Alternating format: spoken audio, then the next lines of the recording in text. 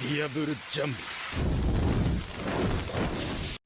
Salutations les amis, j'espère que vous allez bien car aujourd'hui nous nous retrouvons pour le premier épisode de la série de vidéos Les fruits du démon ultime. Cette série sera divisée en 3 vidéos traitant chaque catégorie de fruits du démon, à savoir les Paramecia, les Zoan et les Logia. Il ne s'agit absolument pas d'un top et ils ne seront pas classés par ordre d'importance. Je veux simplement donner mon opinion sur l'utilisation de certains fruits du démon et peut-être vous faire changer d'avis sur certains pouvoirs que vous pouvez penser ringards ou inutiles. Car les fruits ultimes sont pour moi les fruits les plus polyvalents de leur catégorie, les plus pratiques ou carrément les plus puissants. Comme d'habitude, vous pouvez voter via le petit i en haut à droite de la vidéo en choisissant l'un des 5 fruits du démon présentés. Nous dresserons à la fin de la série un petit bilan de vos préférences. Nous allons commencer dans quelques secondes, mais avant toute chose, je vous implore de regarder la vidéo jusqu'à la fin car j'aurai besoin de vous pour un nouveau concept de vidéo. J'aurai besoin que vous me donniez un lieu, un personnage ou quoi que ce soit lié à l'univers de One Piece que vous voulez que j'analyse. Je ferai des petites vidéos courtes au format dynamique racontant diverses choses sur le sujet que vous m'avez proposé, mais j'en parlerai plus en détail à la fin de la vidéo pour ceux que ça intéresse. Sur ce, commençons.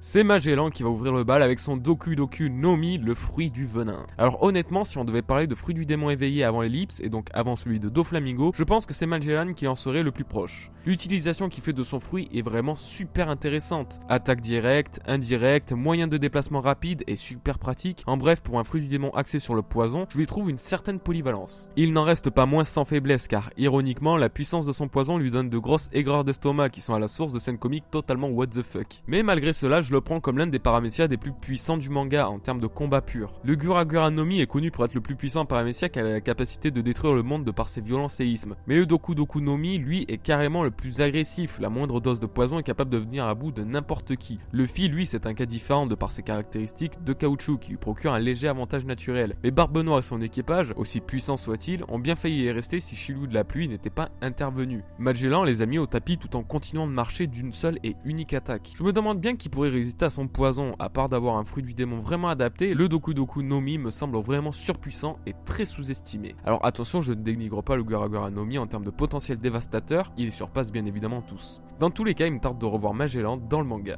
Allez, justement, parlons du Guragura no Mi. Considéré par Sengoku, le très grand stratège de la marine, comme étant le fruit capable de détruire le monde, le Guragura no Mi était possédé par le défunt Barbe Blanche. Influent sur les vagues sismiques, il peut littéralement fendre la terre ou provoquer les plus gros tsunamis possibles et inimaginables grâce aux secousses générées. Il y a plusieurs moyens de l'utiliser, en frappant l'air et ainsi le fissurer pour provoquer des tremblements de terre et donc de faire des dégâts d'une façon plutôt globale et générale. Ou bien alors en condensant les vibrations de l'air dans sa main afin de frapper une zone plus précise sans gros dégâts collatéraux. Il n'a pas de faiblesse ou de désavantage en particulier. Au contraire, il s'agit là d'un fruit du démon qui s'adapte bien à tous les styles de combat, que ce soit au corps à corps, à distance, toucher des ennemis en l'air ou même repousser des projectiles. Il est relativement polyvalent lui aussi. Après, il est vrai que chaque fruit du démon peut avoir une certaine polyvalence et n'est pas nécessairement restreint à une seule et unique utilisation. Tout dépend de la créativité et de l'excentricité de l'utilisateur de ce dernier. Concernant le Guragura no Mi, c'est inquiétant à dire, mais l'avenir du monde dépend d'une seule personne, celui qui le possède actuellement. À l'époque où Barbe Blanche était au pouvoir, tout allait bien, il n'aspirait pas à faire sombrer le monde dans le chaos. Il était tranquille, pépouze sur son bateau avec ses gosses. Mais maintenant que Barbe Noire s'en est emparée, c'est pas la même, c'est une véritable bombe à retardement, mais tu sais pas quand elle va péter quoi.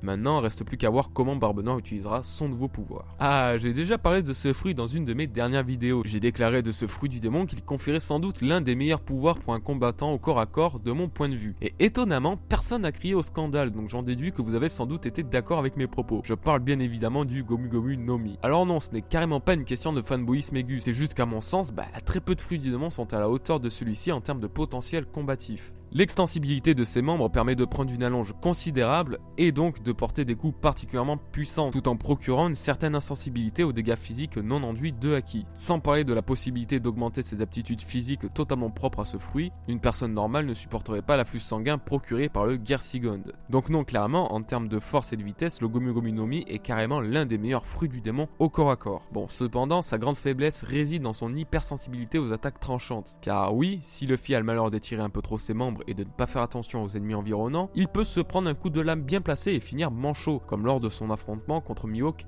à Marineford. Mais je pense que le plus agréable dans ce fruit, c'est qu'on ne sait jamais à quoi s'attendre en fait. On ne sait pas quel genre de technique Luffy innovera avec, et par conséquent, on s'attend à absolument tout et n'importe quoi. Enfin surtout n'importe quoi. Puis en termes de potentiel humoristique, on va pas se cacher, le Gomu Gomu no Mi est clairement au top. Ah, on arrive à l'un de mes fruits du démon préférés, le Nikyu Nikyu no Mi de Kuma. Également appelé fruit des coussinets, ce fruit du démon, comme son nom l'indique, fait pousser des coussinets à l'intérieur de la main, donnant la capacité de repousser absolument tout ce que l'utilisateur touche à une vitesse hallucinante. Que ce soit des débris, des coups, des attaques ou carrément des personnes, absolument rien ne résiste à la force des coussinets. Attention, ce n'est pas tout car comme Luffy, Kuma utilise son fruit de différentes manières pour le moins étonnantes. Il peut extraire la douleur d'une personne à travers son corps et apparemment guérir entièrement cette dernière, chose complètement ahurissante et unique pour un fruit du démon. Alors on ne sait pas s'il peut utiliser cette technique sans mauvaise contrepartie et autant qu'il le souhaite, mais avoir quelqu'un au sein de l'équipage capable de repousser toute la douleur d'un Akama KO, franchement c'est plus utile que le fruit de l'humain de Chopper, lol. Sans oublier le mythique Ursus Shock, technique visant à comprimer l'air en une petite bulle afin d'augmenter sa pression pour finalement libérer une véritable bombe lorsque la dite bulle éclate. Surtout que ce fruit du démon n'a aucune réelle faiblesse, il semble insensible aux lames, aux coups, il peut se déplacer à une vitesse fulgurante, infliger des dégâts colossaux, c'est vraiment l'un des paramécias les plus intéressants à mes yeux. Je ne sais pas quelle utilisation on va en faire Kuma désormais, n'ayant plus toute sa conscience, je pense que la maîtrise de son fruit a dû en prendre un coup. D'ailleurs, il n'est plus censé être un être vivant et conscient, je me demande donc s'il possède encore son fruit du démon,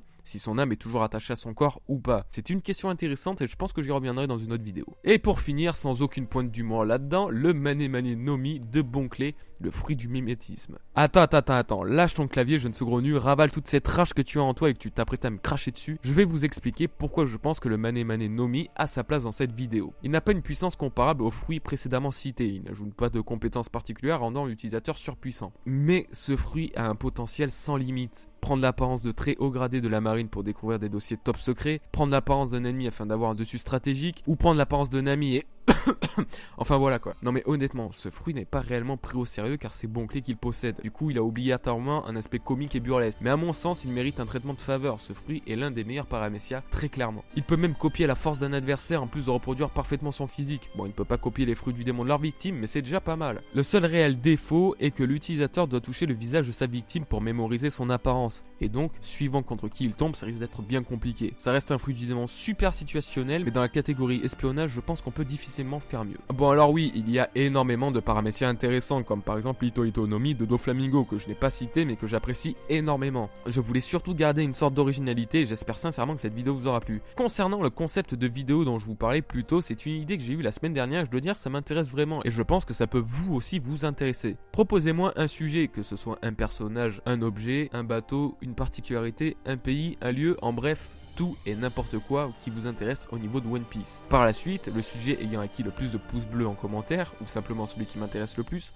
sera traité en vidéo. Le format restera assez condensé et dynamique, mon objectif sera surtout de vous faire apprendre quelques petits trucs que vous aurez pu manquer dans l'univers de One Piece. Bon, évitez de me sortir quand même des personnages inconnus, histoire que la vidéo ne dure pas 30 secondes. Mais quoi qu'il en soit, j'espère que ce petit concept vous plaira. Cette vidéo est donc terminée les amis, je vous remercie de l'avoir regardée et je vous invite à laisser un petit pouce bleu si elle vous a plu ainsi qu'à vous abonner si ce n'est déjà fait. Je vous souhaite bon vent, peace à vous.